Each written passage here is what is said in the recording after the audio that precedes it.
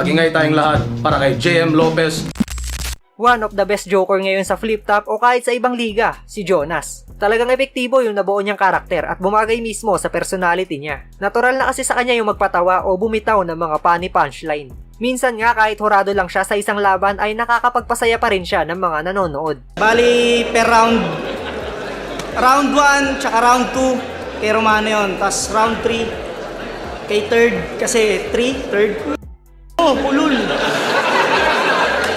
Pero wag kayo dahil kahit komedyang estilo yung pinangahawakan niya ay hindi pa rin ito pwede baliwalain sa battle dahil kaya nito mang bodybag gamit yung komedyang linyahan. Kumbaga tatalunin niya yung kalaban niya sa nakakatawang pamamaraan.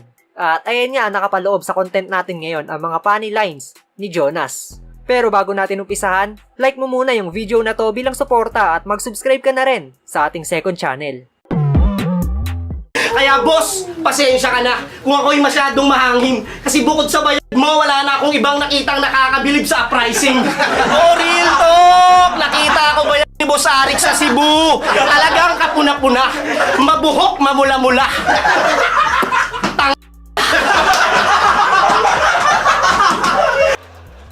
Kasi paano ba to nanalo kay Tito Badang?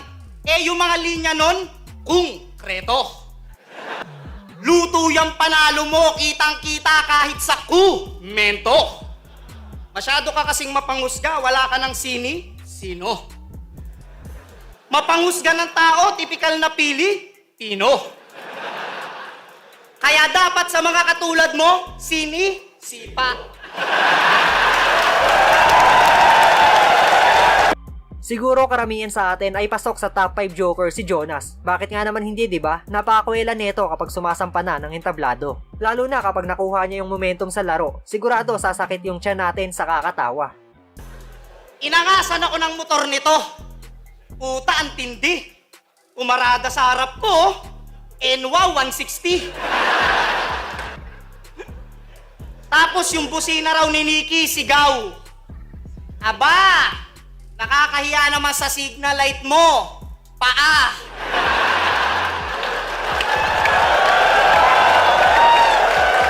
Kasi ubod ng palpak, tila na sadlak. Kung ako ang tatay mo, ipapangalan ko sa'yo.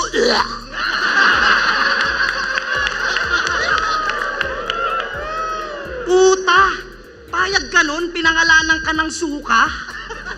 Hoy, halika nga rito. Pero change topic. Sabi niya sa laban niya kay Kayram, nakakatampo lang kasi. Representa ako ng representa ng Iloilo, di naman ako kilala ng mayor natin.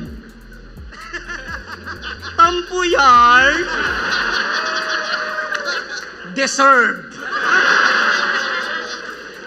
Umayos ka nga. Anong gusto mo? Unahin ni Mayor Battle mo kaysa mga binabaha? Ako nga hindi rin ako kilala ng mayor namin. Pero okay lang yun. Iniisip ko na lang palagi, hindi ako taga ron. Style clash yung naging laban ni Jonas at Plasma. Horrorcore kontra sa jokes, yan ang naging takbo ng battle. Pero kita na sa kabuuan ng laban ay mas lumamang yung pagiging komedyante ni Jonas at mas nangibabaw yung mga pamatay niyang jokes. Sobrang kulit talaga mag-isip ni Kuya Jojo at napakalawak ng imahinasyon. Pag eto naging mandurukot sa baklaran, matindi to. Magugulat ka na lang bigla, wala na yung kidney mo.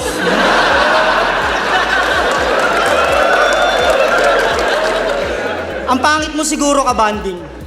Yung tipong nag-iinuman kayong magkakagrupo, ang saya niyong nagkukwentuhan, bigla siyang magbabagsak ng ulo. Tapos kung makapagkwento kay Ninong Benji with action pa talaga, may nagalaw daw siya nung Valentine's Day, savings niya pala.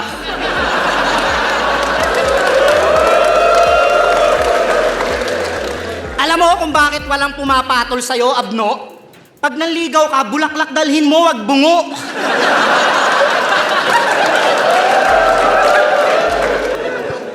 One time, sinubukan na itong kumuha ng pokpok sa Cubao.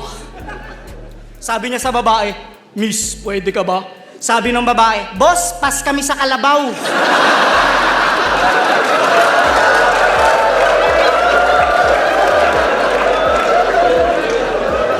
Kita mo? Pati babaeng bayaran, ayaw kang tanggapin. Ikaw pa babayaran ng babae, wag mo lang siyang galawin. Minsan kapag nakalimot ng linya si Jonas o di kaya hindi niya natapos yung sulat ay nagpi-freestyle na lamang ito. Pero kahit na ganun, nakukuha pa rin niya yung kilitin ng mga tao at nagagawa pa rin niya itong mapasaya. Kaya asahan natin na kapag nasa lineup si Jonas ay paniguradong sulit ang ticket. Kampiyon ka ng tryouts. Lagi mong pinagmamalaki. Puta, baka nakakalimutan mo, pre. Wala akong pake. Nagpustiso ko. Baka nakakalimutan.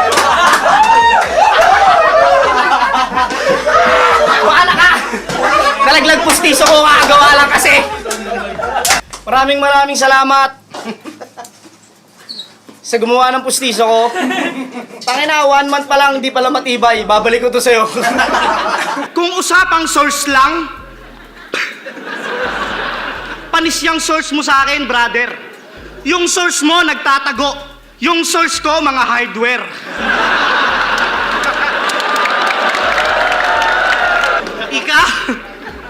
Ikaw, shabu ka ng shabu, nagagalit na yung mga tropa mo, lintik. Samantalang ako, kahit rugby ng rugby, ang dami pa ring tropang dikit.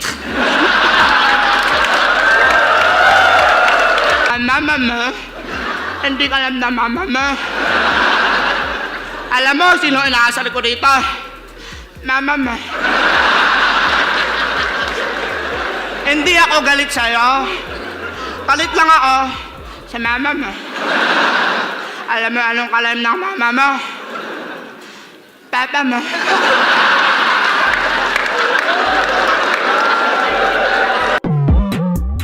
At ayan nga ang mga nakakatawang linya ni Jonas. Isa ka rin ba sa napapasaya ni Kuya Jojo kapag bumabattle ito? At anong joke lines ang pinaka-natripan nyo mula sa kanya? Pwede nyo yan i-comment sa ibaba at babasahin nating lahat yan. At yun, hanggang dito na lang ang video natin ngayon. Salamat sa inyong solidong suporta at asahan nyo na marami pa tayong paparating na content.